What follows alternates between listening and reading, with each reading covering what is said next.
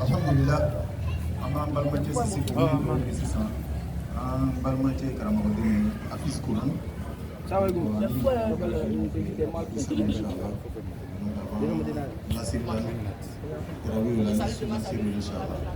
Donc o tɛmɛnen kɔfɛ an bɛna baara daminɛ ni an ka wajibikɛla ye.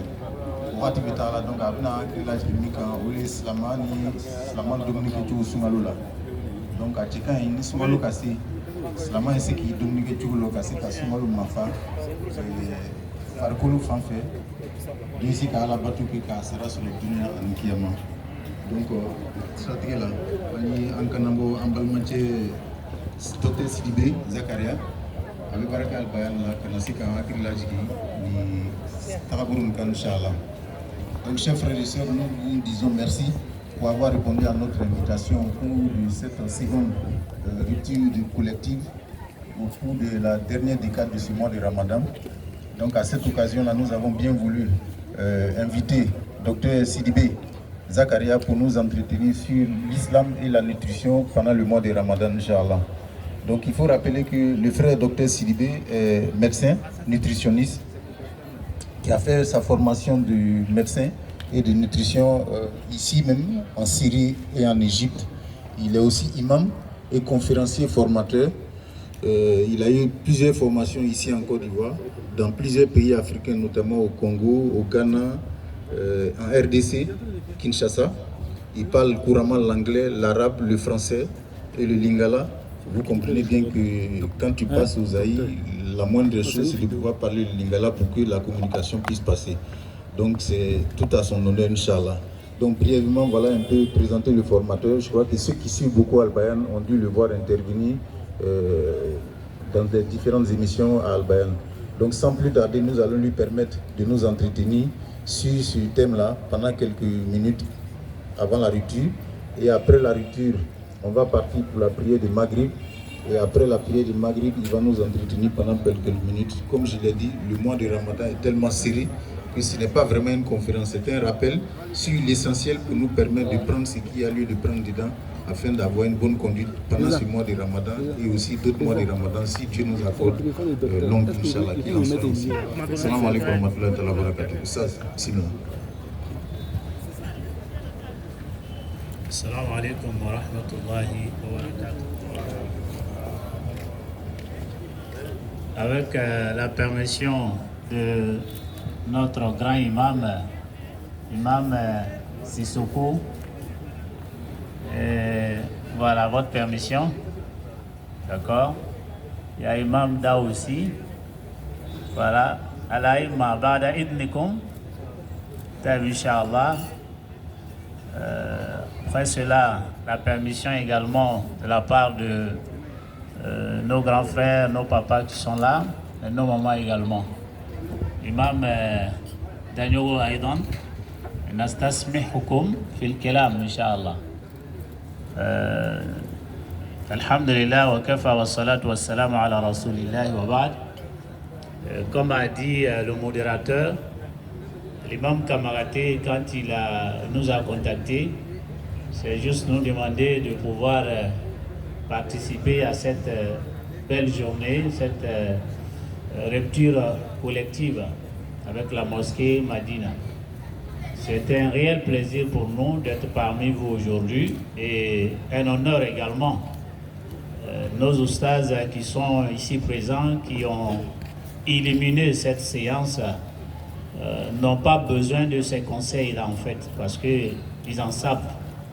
Ben, si ils nous font appel, peut-être c'est pour que on peut se revenir sur ce qu'ils ont l'habitude de dire à la mosquée.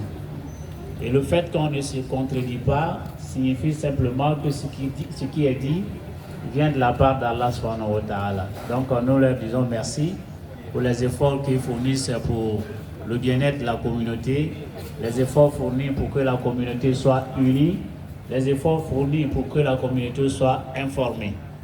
Que Dieu vous bénisse et que Dieu vous donne longue vie. Et cette communauté de la mosquée Médina également, nous prions pour elle. Le comité de gestion de la mosquée également, qu'Allah subhanahu wa ta'ala mettre la baraka et le tawfiq dans tout ce que vous faites. Votre fils qui suit, l'imam Sidibé Zakaria, comme a été dit, j'ai l'habitude de donner quelques conseils, souvent, surtout pendant le Ramadan. Aujourd'hui, en quelques mots, nous allons voir la grandeur de l'islam et qu'est-ce que l'islam également veut de nous.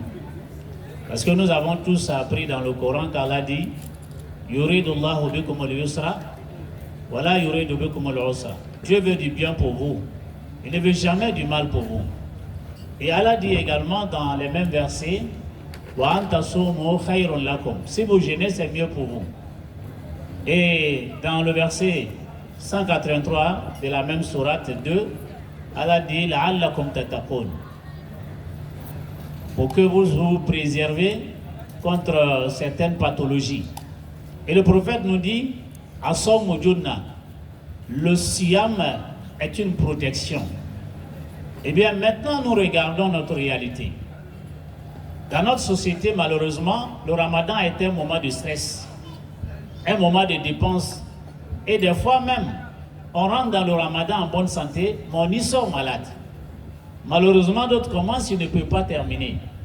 D'autres, par contre, rentrent dans le ramadan avec des petites maladies de la civilisation.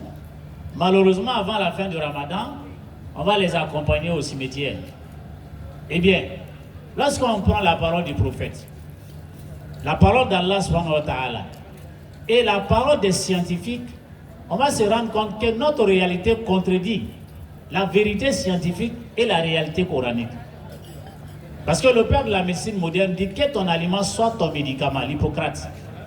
Et Jean Rolsan, c'est un biologiste qui dit mieux vaut un bon menu qu'une ordonnance. Et bien donc, quand on regarde tout ça, on trouve que ce que Dieu dit est la même que la science aujourd'hui. Et puis la science est récente. Nous avons ces versets depuis 1400 et quelques années. Mais quand Allah nous dit que le siam doit nous permettre d'être en bonne santé, et que notre réalité contredit cela, c'est à nous de revenir vers nous-mêmes pour voir qu'est-ce qui ne va pas. Eh bien, ce qui ne va pas, c'est notre habitude. Et c'est celle-là qu'on appelle les mauvaises habitudes alimentaires. Nous avons de très mauvaises habitudes alimentaires. Et c'est ce qui est à l'origine de nos pathologies, nos problèmes de santé, les différents troubles dont nous souffrons. Je cite entre autres le diabète, l'hypertension artérielle, le cancer, les maladies cardiovasculaires et même l'ulcère gastro-duodénal. Je vais encore parler, n'est-ce pas, de calcul biliaire et même de l'accident vasculaire cérébral. Voici quelques maladies que nous, très souvent, nous connaissons pendant ce mois de Ramadan. Mais quelle est la cause? Vous savez, l'islam est antérieur à la science. L'islam nous dit que le saum a des bienfaits. Et la science aujourd'hui a fait des recherches très approfondies et ces recherches sont récentes. En Russie, par exemple, c'est depuis les années 1800 et ces recherches-là sont documentées. Et en Orient, en Occident plutôt, c'est les années 80-90. Et peut-être la France est encore en retard. Mais nous-mêmes, on ne sait même pas de quoi il s'agit dans les pays en développement, comme on le dit. Mais le Coran est antérieur à ces sciences. Puisque le Coran nous a dit que le sang peut te faire guérir de ta maladie. Et moi, je vous le dis, toutes les maladies de la civilisation dont nous souffrons, il est honteux que toi, musulman, tu rentres dans le ramadan et sortir avec cette maladie. Ici, par exemple, quelqu'un va me dire que je souffre de telle maladie. Le temps ne nous permet pas, si on allait prendre seulement une seule maladie. Et dire comment cette personne peut sortir du ramadan guéri. C'est pareil pour toutes les autres maladies. Par exemple, dans le ramadan, il y a un phénomène qui est déclenché par une journée de non-alimentation qu'on appelle l'autophagie. Le phénomène de l'autophagie, il s'agit de permettre à l'organisme lui-même de consommer les cellules malades et les cellules qui sont en train de se préparer pour, n'est-ce pas, former des tissus cancérigènes. Et ça veut dire que une personne, dans la vie courante, il y a ce qu'on appelle une oxydation de l'organisme. Le fait de marcher, de manger, de bouger, de prier, l'organisme s'oxyde. Les cellules ont une machine, le moteur qu'on appelle la mitochondrie. Et cette mitochondrie, quand elle fonctionne, on laisse le stress oxydatif. Et ce stress-là, il faut s'en débarrasser. C'est pour cela qu'on demande de consommer des aliments antioxydants. Ces aliments antioxydants qu'on trouve dans les fruits et les légumes, on en viendra, Inch'Allah. Et bien donc, cette oxydation est à l'origine du cancer. Cancer du sein, cancer de prostate, et ainsi de suite. Mais le ramadan te permet de te débarrasser de ces cellules cancérigènes par un phénomène qu'on appelle l'autophagie. Quand tu ne manges pas l'aliment qui vient de l'extérieur, l'organisme mange l'aliment de l'intérieur. C'est-à-dire les cellules qui sont en bonne santé dévorent les cellules qui sont en mauvais état. Et du coup, tu sors du ramadan, bien portant, rajeuni, débarrassé des cellules cancérigènes. C'est pareil pour ce phénomène qu'on appelle également le corps cétonique. Il s'agit pour ceux qui ont ce problème de surpoids, l'obésité, qui est à l'origine de maladies, accidents vasculaires cérébrales. Oui, il est l'heure. Donc, voilà. Vous pouvez continuer à rompre le jeûne, moi je continue à parler. Voilà. Et donc, ça va vous aider. Qu'Allah accepte. Voilà. Et à la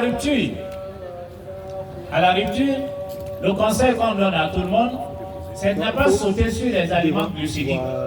C'est-à-dire les aliments qui sont sucrés là, il ne faut pas tomber dessus. Actuellement, là, si tu as de la tisane, des Lipton, de l'eau chaude, il faut prendre juste un peu. Ne mets pas du sucre quand tu es avancé en âge. Les enfants, les jeunes, eux n'ont pas de problème, ils peuvent mettre du sucre s'ils veulent.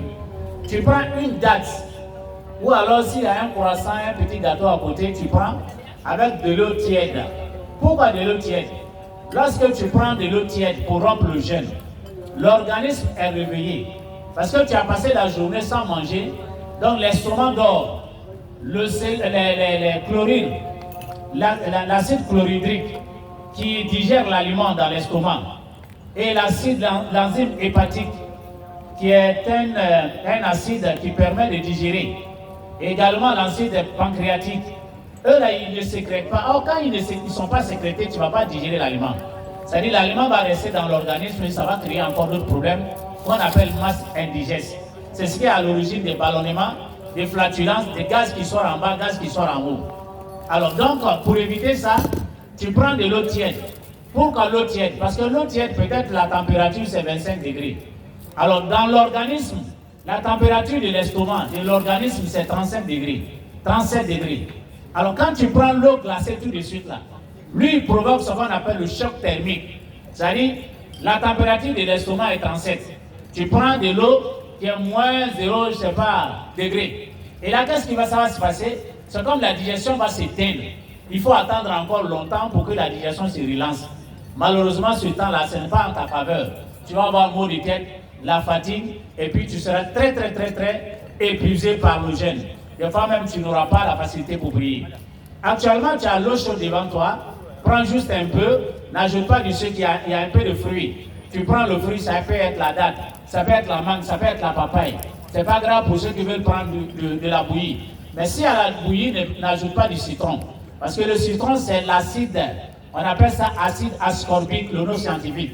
L'acide ascorbique, quand tu le consommes au même moment avec de l'amidon, tu ne vas pas digérer. Ça fait une mauvaise combinaison, ça va provoquer un masse indigeste. Alors donc, actuellement, là, prends l'eau tiède. Et là, ça va réveiller l'estomac. Et prends une date, il ne faut pas prendre plus, une date. Parce que la date est sucrée. Prends peut-être une gorgée de bouillie. Ça, c'est la sunna du prophète sallallahu alayhi wa sallam. Il a dit, Kana sallallahu alayhi wa sallam yuftir ala rutaibatin. Fa'in lam yakun rutaibatun fatumayratun. Fa'in lam yakun tumayratun hasawatin minal ma. Le prophète avait l'habitude de prendre des dattes fraîches. C'est le fruit qui est en face de toi. La mangue, la papaye, la banane, c'est un fruit frais. S'il ne gagnait pas le fruit frais, il prend une date sèche. La date sèche, oui. Pourquoi? Parce que la date fraîche contient de l'eau. Toute la journée, tu n'as pas bu, Alors ton organisme s'est déshydraté. Tu as perdu 2 litres et demi d'eau. D'autres sont allés même au-delà de ça. Donc il faut forcément le combler. Sinon, demain va pas bien se passer. Alors il faut réveiller l'estomac avant de manger. Si tu manges maintenant, tu ne vas pas digérer parce que l'estomac dort. Tu prends juste un peu, tu vas faire la prière de Maghrib. C'est après la prière de Maghrib. Tu as 15-20 minutes, tu as fait réveiller ton estomac. Et là maintenant, tu arrives, tu prends tranquillement une assiette de crudité, s'il vous plaît. Je dis bien, je mets l'accent là-dessus. Une assiette de crudité, surtout pour nos mamans qui sont là. Elles ont un problème de dos, elles ont un problème d'arthrose, problème de genoux. Si vous venez après la prière, prenez juste de la salade, ajoutez un peu de citron. Alors si, je ne sais pas, ceux qui sont à la cuisine là-bas, s'ils ont prévu de l'œuf à la coque, ça c'est pour nos mamans. Ça va renforcer les cellules musculaires, les os, l'œuf à la coque et l'œuf au plat. Servez avec la crudité pour nos mamans. Non pas le riz gras là, non, ne leur donnez pas ça. Encore moins le déguet où il y a lait, sucre dedans là. Ça, c'est pas fait pour nos mamans. Malheureusement, ça va aggraver leur situation. On aura le temps de définir ça ou de démontrer ça sur le plan scientifique. Donc, on revient après la prière. On prend une assiette de crudité. Pendant ce temps, les imams sont en train de nous entretenir. Tranquillement, on laisse à l'organisme d'absorber. L'organisme est réveillé maintenant. L'aliment, quand on doit mettre l'accent dessus, c'est de l'eau, s'il vous plaît.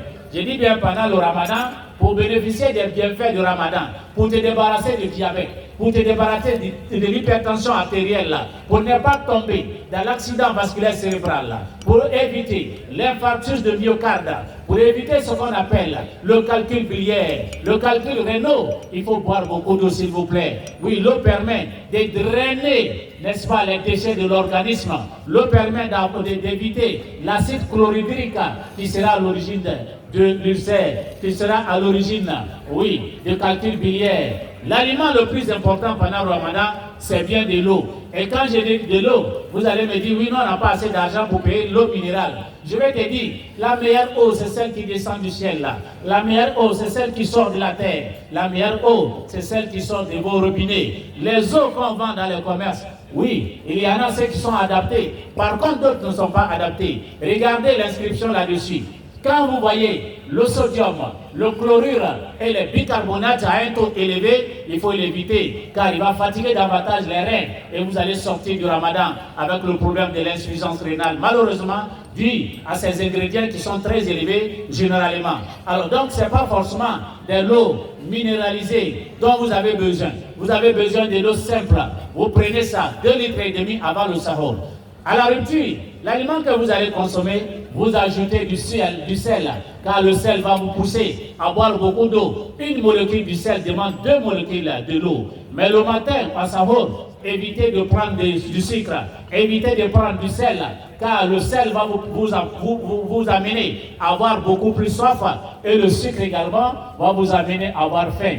Oui, sur cette note, Inch'Allah, nous allons mettre une pause avec la permission de l'imam d'Agnogo, l'imam Kamarati ici présent. Barakallahu fikum wa jazakumullahu khairan wa taqabbalallahu minna wa minkum. Wassalamu alaikum wa rahmatullahi wa barakatuh. Wa alaikum salam wa rahmatullahi Wa alaikum salam wa rahmatullahi wa barakatuh. Chez moi, il a laissé. En tout cas, toi, ma